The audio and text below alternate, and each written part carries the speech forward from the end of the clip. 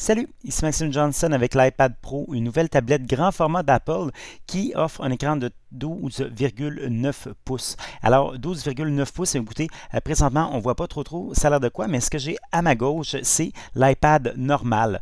Donc, en fait, la tablette iPad Pro est carrément là, deux fois plus grande que l'iPad régulier. Et la taille elle-même, bien, écoutez, c'est à peu près la même chose qu'un MacBook Air, là, carrément. Mais c'est beaucoup plus mince, en fait, avec la même minceur que l'iPhone 6.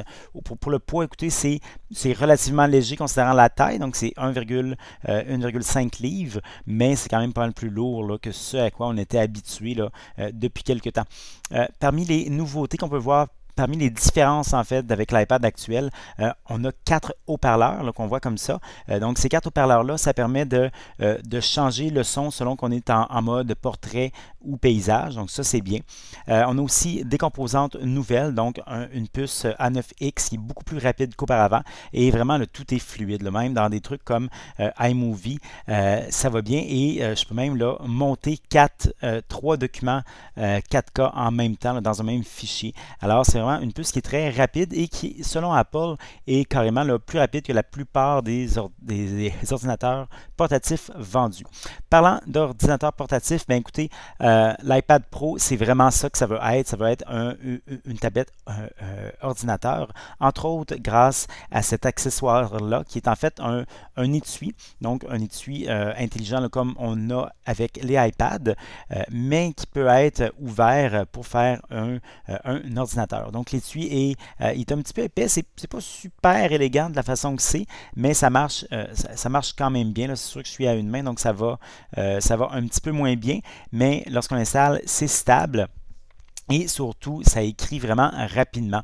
Donc, les touches qu'on voit ici, en fait, ce sont les mêmes touches, le même genre de touches, la même technologie de touches qu'on retrouve dans le nouveau MacBook d'Apple. Et on a aussi comme plein de fonctions qui sont plus associées là, à iOS, à OS X, pardon.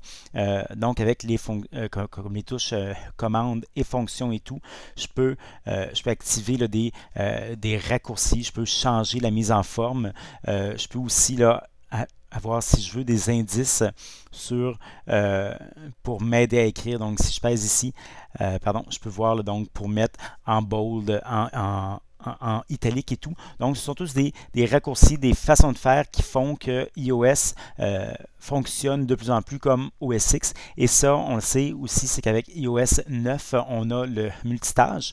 Donc, je peux avoir deux applications ouvertes en même temps, comme ici mes notes à gauche et un tableur à droite.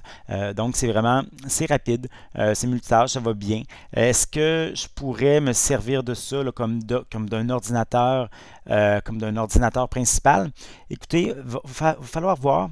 Peut-être, disons, en cas de, j'ai envie de dire en cas d'urgence, peut-être à certains moments, mais probablement pas tout le temps en fait, parce que les applications outre quelques exceptions, ne sont pas aussi développées. Maintenant, l'autre accessoire qui est vendu en option, c'est ici, c'est l'Apple Pencil. Donc, c'est un stylet actif qui va avec l'iPad. Et ça permet, comme avec tous les autres stylets actifs là, du genre, donc d'écrire avec une certaine force, donc pour changer son trait. Et ça marche quand même assez bien. Là. Maintenant, donc, la tablette ici, c'est quand même assez cher. Donc, c'est 799 US avec le clavier qui est 169 US et le crayon qui est 100 US. Donc, c'est une tablette qui se donne des airs d'ordinateur, mais qui se donne aussi le prix. Pour avoir plus d'informations, je vais te consulter mon site web maximejohnson.com/techno.